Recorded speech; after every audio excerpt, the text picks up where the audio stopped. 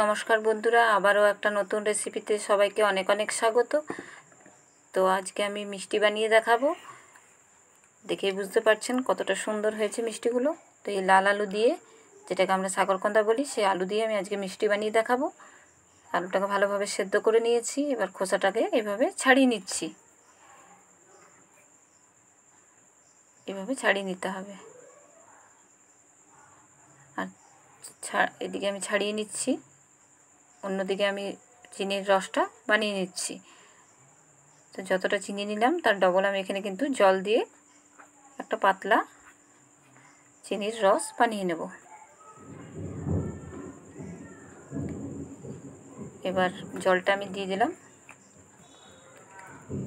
এক বাটি চিনির জন্য 2 বাটির মতো জল দিয়ে দিলাম।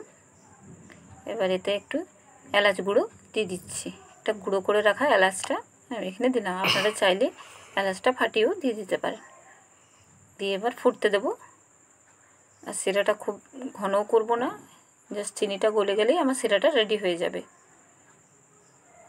কিছুক্ষণ ফুটিয়ে নিলাম। যে সিরাটা আমার ফুটছে ততক্ষণে আমি আলুগুলো এভাবে গ্রেটারে গ্রেট করে নিচ্ছি। এভাবে করে নিলে কোনো শক্ত ভাবটা থাকবে না, একদম মিহিভাবে এটা পেস্ট হয়ে যাবে। সেই কারণে এভাবে গ্রেট করে নিলাম।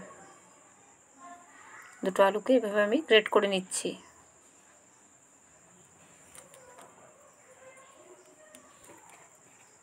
আর একটা আলু আছে, সেটাকেও করে নিচ্ছি এভাবে একইভাবে।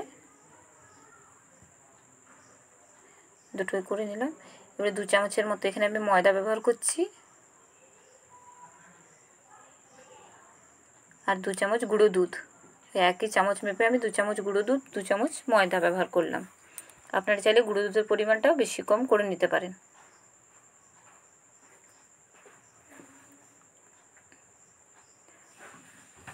এভাবে দিয়ে আমি কিছুক্ষণ, রসটা হয়ে গেছে আমার, কিছুক্ষণ এবার ততক্ষণে আমি এটাকে ভালোভাবে মেখে নিচ্ছি।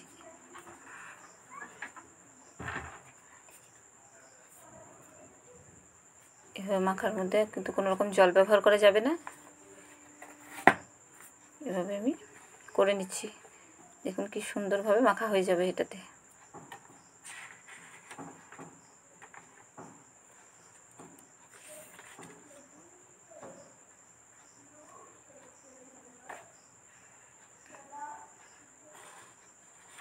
দেখুন কত সুন্দরভাবে মাখা হয়ে যাচ্ছে। যদি মনে হয় একটু নরম আছে, সেক্ষেত্রে আপনারা আরও ময়দা বা গুঁড়ো দুধ ব্যবহার করতে পারেন।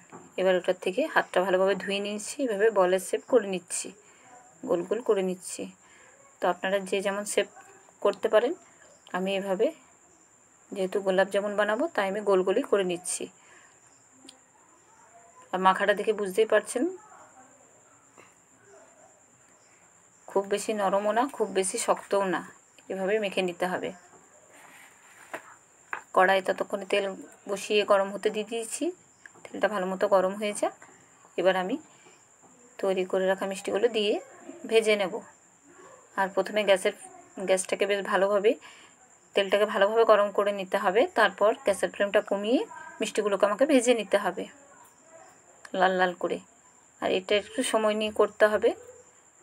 এভাবে কড়াইটা একটু নেড়ে নেড়ে দিতে হবে।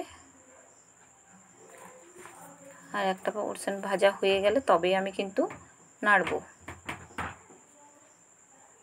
যে এবারে আস্তে আস্তে নেড়ে নিতে হবে।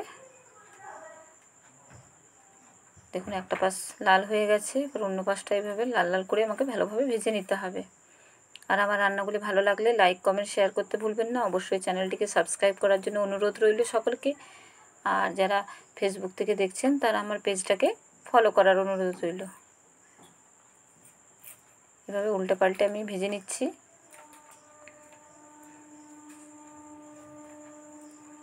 এটা একটু সময় নিয়ে করতে হবে।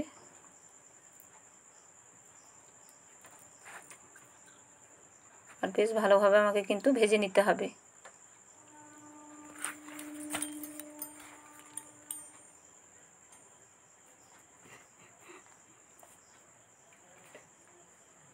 দেখুন ভাজাটা আমার কি সুন্দর হয়ে গেছে।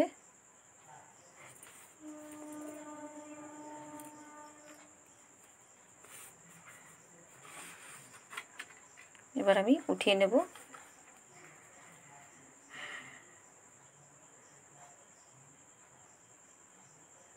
এবার সবগুলোকে আমি উঠিয়ে নিচ্ছি। খুব সুন্দর করে আমার কিন্তু ভাজা হয়ে গেছে মিষ্টিগুলো। উঠিয়ে নিলাম। এবার চিনির রসটা হালকা গরম আছে, এই অবস্থাতে কিন্তু মিষ্টিগুলো রসের মধ্যে দিয়ে দিলাম। দিয়ে ভালোভাবে নেড়ে চেড়ে দিতে হবে। দিয়ে আধ ঘন্টা পর আমি দেখাচ্ছি মিষ্টিগুলো কেমন অবস্থা হচ্ছে। রসটা ঢুকে যাবে, তারপর দেখাচ্ছি। এই আধ ঘন্টা পর দেখাচ্ছি। দেখুন মিষ্টিগুলো কত সুন্দর হয়েছে, দেখে বুঝতে পারছেন কতটা সুন্দর হয়েছে মিষ্টিগুলো। এভাবে বাড়িতে আপনারাও একবার বানিয়ে দেখবেন। আজকের মতো এ পর্যন্ত। পরের আবারও একটা ভিডিওতে আপনাদের সঙ্গে দেখা হচ্ছে।